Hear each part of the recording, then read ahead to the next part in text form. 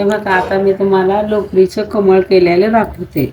आतमध्ये पहिल्यांदा पिवळा कलर घेतला, नंतर आहे ना हिरवा घेतला, लोकर आहे चमकीची घेतलेली आहे, नंतर त्याच्यानंतर केशरी कलर घेतला, पांढरा, नंतर हिरवा, आणि पुन्हा वर कमळ पाकळ्या करण्यासाठी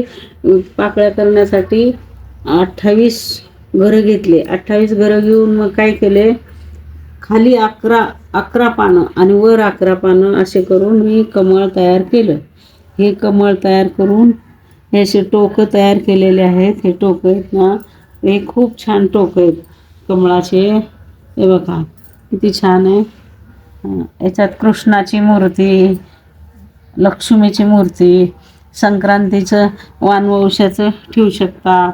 ह्याच्यात कमळ म्हणजे एक वेगळे वेगळे 3 करून सुद्धा मोठं कमळ असं करू शकता.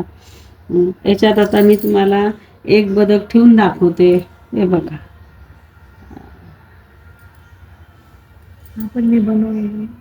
हे मी बनवलेलं आहे. हे डेकोरेशनसाठी खूप छान आहे. हे बघा,